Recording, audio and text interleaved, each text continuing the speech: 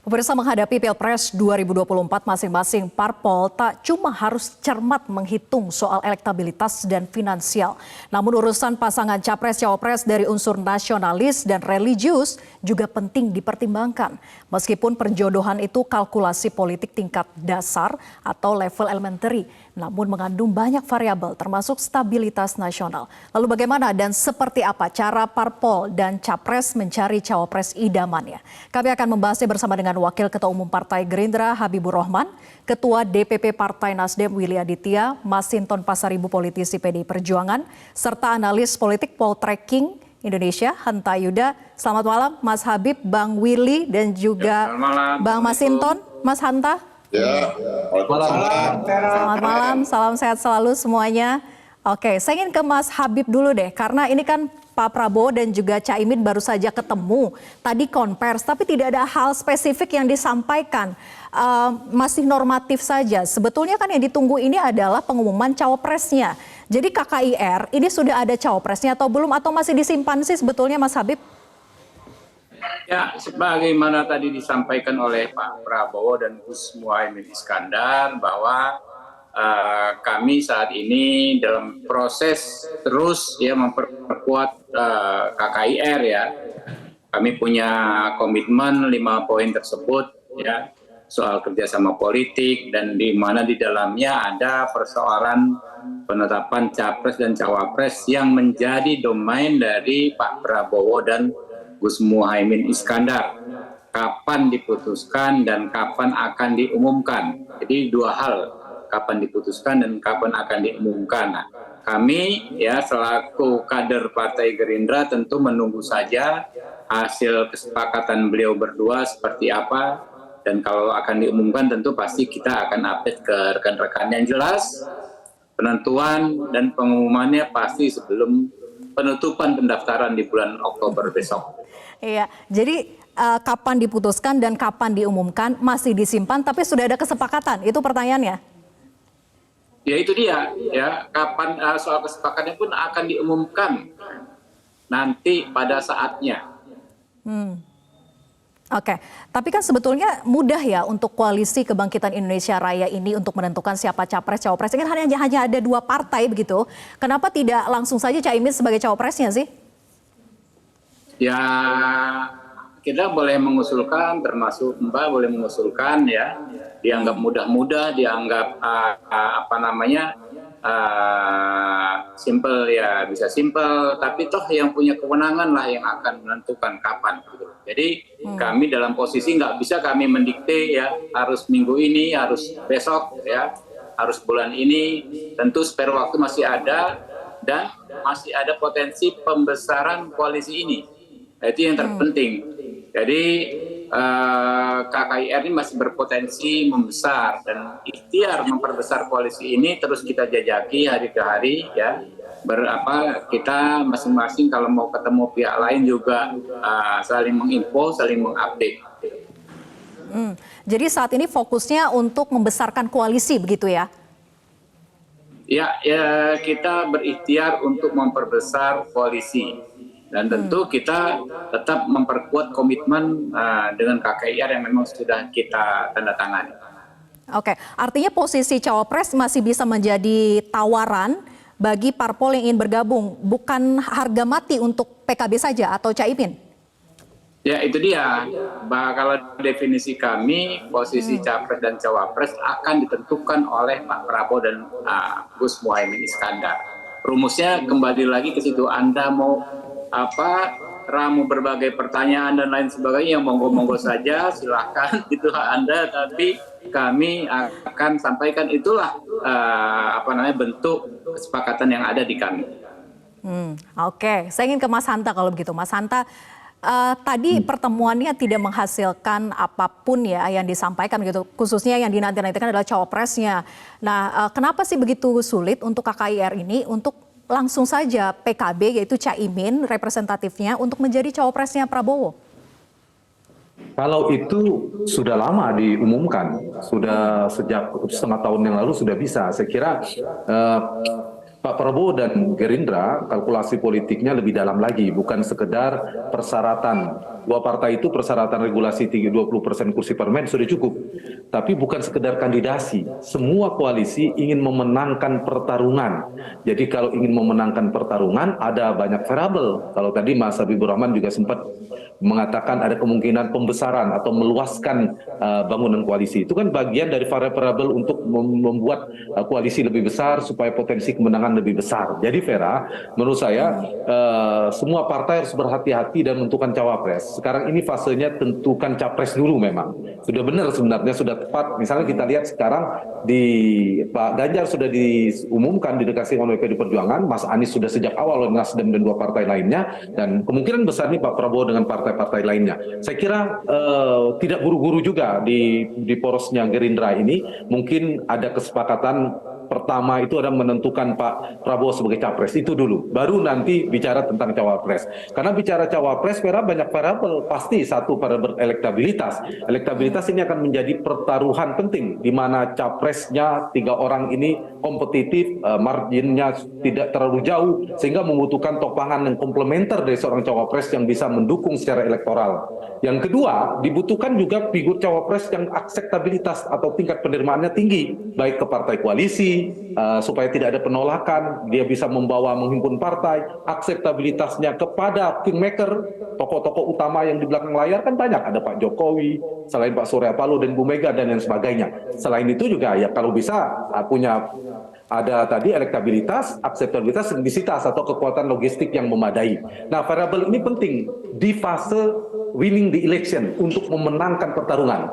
Baru yang ketiga baru mungkin kita bicara normatif, membuat prasyarat ya kalau menang governability, kalau bisa duit tunggal saling menguatkan. Kalau ini Pak Prabowo dan lebih pada politik pertahanan dibutuhkan yang kuat di ekonomi misalnya, dari sisi supaya tidak ada matahari kembar, kemudian mereka chemistry-nya juga bagus, kompetensinya saling menguatkan. Itu nanti kalau terpilih. Nah sekarang itu yang diperhitungkan mereka adalah fase yang kedua, memenangkan pertarungan. Jadi ada 3 fase. Fase kandidasi sekedar cukup daftar, fase kedua memenangkan pertarungan di pemilu, yang ketiga kalau terpilih. Yang krusial itu yang di tengah ini. Kalau Vera mengatakan kenapa tidak lebih awal, sudah selesai di fase pertama. Mas Habib juga sudah kemarin-kemarin mendeklarasikan dengan partainya. Tapi fase kedua ini, baik Gerindra maupun Mas Willy dengan Nasdemnya, kemudian Pak Masinton dengan Ganjarnya, sedang mencari cawapres yang tepat. Supaya tidak faktor cawapres ini krusial. Dia harus menjadi faktor pemenangan, faktor pemersatu, sampai justru membuat bubarnya koalisi. Mas Hanta, kita harus break dulu. Intinya adalah ada banyak sekali variabelnya untuk menentukan cawapres ini. Yang penting adalah menang begitu ya. Tapi bagaimana kriterianya dari masing-masing partai? Kita akan tanyakan usai jeda. Tetap bersama kami di Prime Time News. Kita lanjutkan perbincangan. Saya ingin ke Bang Willy terlebih dahulu. Bang Willy, tadi kalau disampaikan Mas Hanta ada banyak sekali variabel untuk menentukan cawapres. Jadi kalau untuk menentukan cawapresnya Anies, apakah sudah ada kandidasi yang kuat saat ini? Ya, kita masih berproses untuk melakukan, kalau sekarang sowan ke beberapa tokoh untuk meminta beberapa pandangan secara kualitatif. Kalau secara kuantitatif nanti kita akan selalu berkonsultasi dengan Hanta Yuda dan beberapa kawan-kawan dari Polster ini. Itu kan kuantitatif, tapi secara kualitatif itu juga penting. Nah, variabel kualitatif itu juga variabel tidak hanya bicara complementary, tapi juga berbicara tentang winning the election. Jadi apa yang disampaikan Mas Hanta tadi adalah bagaimana ini fase yang paling krusial untuk memenangkan kontestasi Pilpres ini, dan tentu variabelnya ada yang bisa di-capture melalui survei, ada yang kemudian kita harus jemput bola. Kami sedang berdialog dengan 10 orang tokoh, ada tokoh agama, ada tokoh masyarakat, ada aktivis, ada civil society, media, dan lain sebagainya. Kami minta pandangan dari tokoh-tokoh ini bagaimana proses untuk Pilpres di 2024. Jadi ini sekarang kami lebih banyak mendengarkan pandangan, masukan, another perspektif lah gitu ya. Kalau perspektif yang selama ini kita cukup mainstream, yaitu pendekatan survei. Ini pendekatannya lebih kepada hal-hal yang sifatnya sosiologis, gitu, kultural dan lain sebagainya. Jadi memang kami tidak mematok waktu, tapi paling lambat sekitar bulan Juli kami sudah memiliki ancar-ancar siapa yang kemudian mendampingi Mas Anies. Tapi biasanya kan kalau anak soleh itu dapat rezeki nomplok dari mana-mana, pintu rezekinya kebuka dari mana-mana gitu.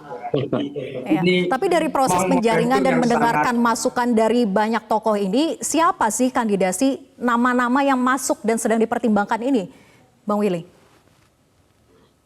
Ya kita ada beberapa lah, tapi kan sebagai elemen of surprise ya nggak mungkin kita buka sekarang, nanti nasinya jadi dingin. Kalau di kampung saya itu makan nasi, makan rendang itu harus nasi panas itu Vera.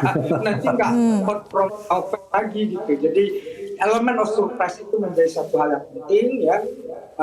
Ketika mendeklarasikan Mas Anies, Pak Surya mengatakan why not the best. Nah ketika untuk memajukan paslon ini adalah stepping stone-nya adalah best of the best. Jadi apapun yang akan kita persembahkan tentu merupakan representasi dari kehendak rakyat itu sendiri. Tidak mungkin kita lari dari koridor-koridor bahwasanya paslon itu adalah yang merepresentasikan keinginan rakyat itu sendiri. Jadi inilah cerminan dari kehendak rakyat yang difasilitasi oleh partai politik. Begitu, Vera. Baik, masih tahap penjaringan, pertimbangan, dan juga nanti ada waktunya begitu ya, elemen of surprise nanti akan diberikan oleh Koalisi Perubahan. Tapi saya juga ingin bertanya nanti kepada... Tim 8 sekarang sedang bekerja sangat intensif. Jadi memang Mas Anies menyerahkan untuk proses kandidasi ini kepada tim 8 setelah 3 partai, Nasdem, Demokrat, dan PKS menyerahkan kepada Mas Anies. Dan sekarang kami di tim 8 benar-benar secara intensif melakukan proses penjaringan itu. Baca WA dong. Baik. Oke, kita lanjutkan perbincangan usai jeda, tetap bersama kami di Prime Time News. Kita lanjutkan perbincangan. Kalau tadi Koalisi Perubahan katanya masih melakukan tahapan penjaringan dan pertimbangan begitu ya untuk menentukan posisi cawapres siapa yang akan mendampingi Anies. Tapi kalau PDIP bagaimana nih? Hasil Rapimnas P3 menetapkan mendukung Ganjar sebagai capres. Lalu apa hasil tindak lanjutnya? Apakah sudah ada kesepakatan antara PDIP dan P3? Bang Masinton. Iya, jadi selain P3 kan ada juga Partai Hanura ya, yang sudah menyatakan resmi juga bersama-sama dengan PDI Perjuangan untuk memenangkan dan mencalonkan Pak Ganjar Pranowo.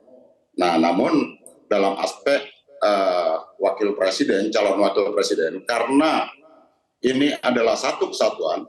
Nah, seperti yang disampaikan oleh Pak Sekjen kami, Mas Hasto, presiden dan wakil presiden, maka dari proses pencalonan itu memang harus dilakukan secara penuh hati-hati, penuh dengan pertimbangan, pendalaman. Maka tadi beberapa nama ya itu didalamin, bagaimana chemistry-nya, bagaimana juga pola kerjasama yang bisa nanti dibangun ketika beliau berdua, ya capres dan cawapres, ketika menang dan secara definitif menjabat presiden dan wakil presiden.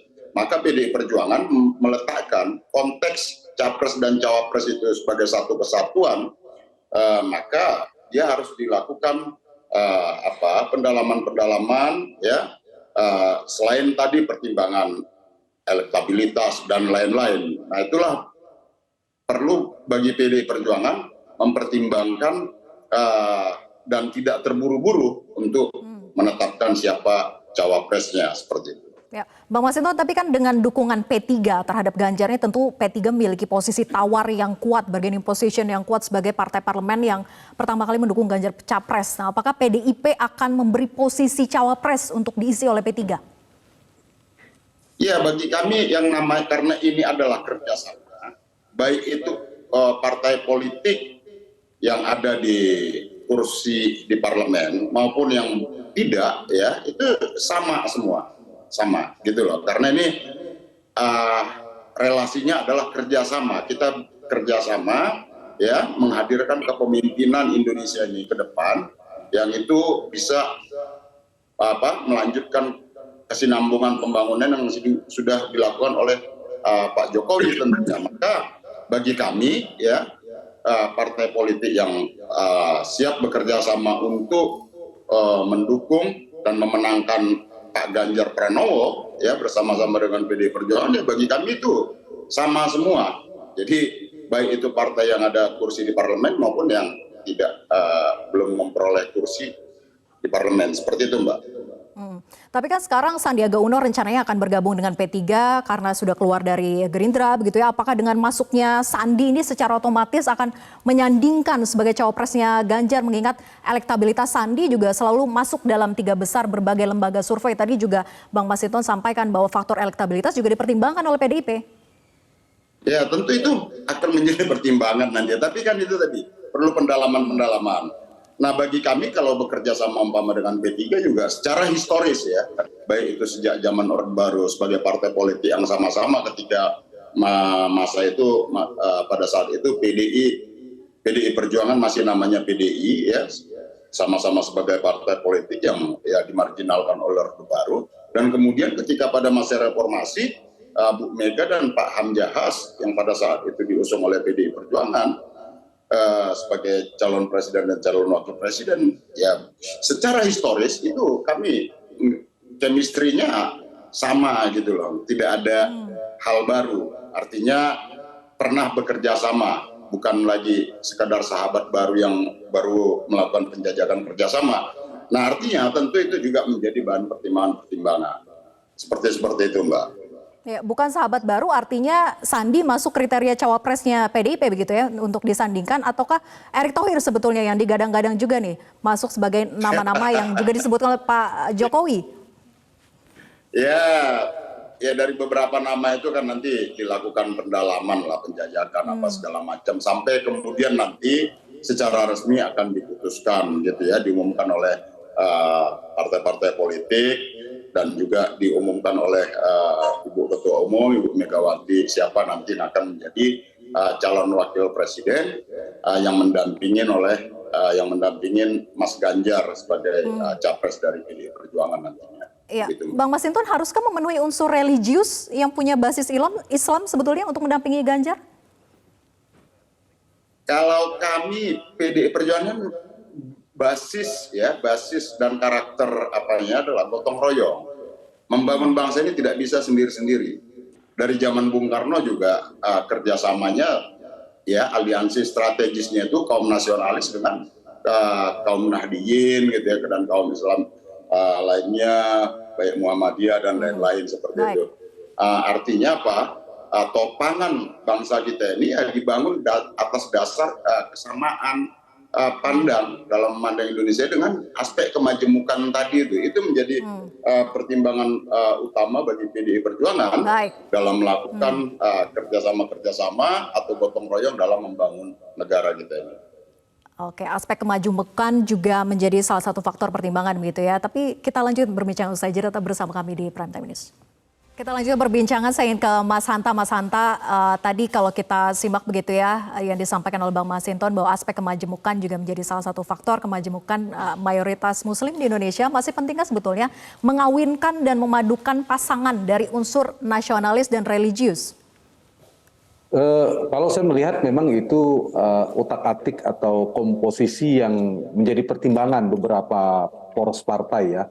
Karena misalnya kita bicara PDI Perjuangan, sejak awal kita lihat Ibu Mega dengan Pak Hasyim Muzadi, kemudian Jokowi dengan Pak JK, dengan Pak Maruf Amin, itu kan seperti yang disampaikan Bang Masinton, menjadi sisi religius dari basis NU. Yang dua yang lain itu jelas NU-nya ya. Pak JK juga punya kedekatan sebenarnya dengan tokoh-tokoh muslim terutama di NU. Jadi saya kira mungkin itu akan menjadi variabel yang dipertimbangkan oleh PDI Perjuangan untuk mencari wakil Ganjar. Tentu kalau bicara capres, Vera, tetap variabel utamanya kan berpusar pada elektabilitas. Saya menduga nanti di cawapres juga faktor elektabilitas pasti penting itu. Kenapa Pak JK pada saat itu menjadi wakilnya Jokowi misalnya, wakilnya SBY juga? Karena elektabilitas juga sebagai cawapres kalau kita bicara pilpres di periode pertama di mana tidak ada incumbent. Variabel kedua baru komposisi yang seperti tadi.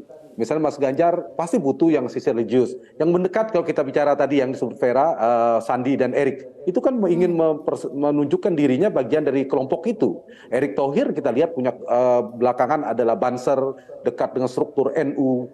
Kenapa Sandi merapat ke P3, yang P3 adalah basis partai NU, adalah itu juga sebenarnya ingin menunjukkan diri bagian dari NU sebenarnya. Yang ketiga ada Jawa luar Jawa, jangan lupa. Misalnya ada capres yang cukup kuat basis di Jawa, dia akan mencari penopang juga di luar Jawa. Ini menurut saya adalah ramuan komposisi untuk sisi winning the election ya ke depan dari konteks persatuan juga oke setelah terpilih. Ini juga kalau kita, yang penting cawapres itu Vera, dua hal. Yang paling dibutuhkan adalah dia kontributif secara elektoral. Syukur-syukur itu. Ya minimal dia jangan sampai menggerus. Kalau ada capres mencari wakil yang membuat basisnya justru kecewa, akseptabilitas basisnya justru kecewa, itu yang hati-hati, justru menggerus basisnya. Itu yang harus diperhatikan juga. Misalnya terakhir ini ya, yang kami survei poltreking hari ini, kenapa kita coba Ganjar, kita dari partai saja. Kan yang mendekat itu P3 dengan Sandiaga Uno, PAN ada kemungkinan bawa nama Erik Thohir, kemudian Golkar ada Ridwan Kamil. Itu nama yang disebutkan selain Pak Erlangga ya, disebutkan Pak Jokowi beberapa hari lalu ya Pak Sinton ya. Itu nama-nama yang akan menjadi cawapres primadona dugaan saya, di luar ada nama Pak Mahfud. Jadi disimulasikan bikin itu bagi Ganjar, Erik, Sandi dan RK. Pak Prabowo kami buat juga dari partainya juga, pasti Caimin yang pertama, mungkin merapat ke Gerindra. Pak Erlangga belakangan ada juga simulasi dicoba karena Golkar. Kemudian PAN ada potensi juga ke Prabowo. Prabowo Erik kita coba juga aja, Prabowo Muhaimin, Prabowo Erlangga, Prabowo Erik. Tentu ada potensi-potensi nama lain. Sama juga Ganjar Erik, Ganjar Sandi, Ganjar RK. Anies juga begitu, Mas Willy. Kita buat, lihat dari perkembangannya kan Anies AHY dengan Demokratnya, ada dengan Bu Kofifa, itu juga muncul dari Nasdem, dan juga ada Khairul Tanjung. Belakangan kita dengarkan isu yang juga menjadi salah satu alternatif. Jadi kita coba, lagi-lagi tapi ini masih hampir 9 bulan lebih ya, dinamika cukup kencang. Jadi fase awal ini saya melihat akan mantap dulu di deklarasi capres-capres. Nah, setelah ini titik krusialnya adalah di cawapres. Dia akan menjadi faktor pemersatu, tapi bisa sebaliknya. Dia bisa menjadi faktor sebaliknya untuk membubarkan sebuah koalisi. Jadi saya kira wajar partai harus berhati-hati. Baik partainya Gerindra, PD Perjuangan maupun Nasdem sangat berhati-hati dalam menentukan cawapres. Harus karena yang mendongkrak, ya. Tidak sekedar memenuhi 20%, tapi bagaimana memenangkan pertarungan soal winning the election, dan terakhir kalau menang betul-betul bisa kompak memenangkan Indonesia, kemudian menjalankan janji-janji kampanyenya kalau terpilih, gitu. Baik, harus yang mendongkrak elektoral begitu ya. Baik, terima kasih Mas Hanta, kemudian juga Mas Habib, Bang Willy, Bang Masinton, terima kasih sudah bergabung sama kami di Prime Time News. Kita tunggu bagaimana dinamika politik ke depannya, siapa sebetulnya cawapres yang akan diusung oleh masing-masing koalisi dan capresnya. Terima kasih dan selamat malam.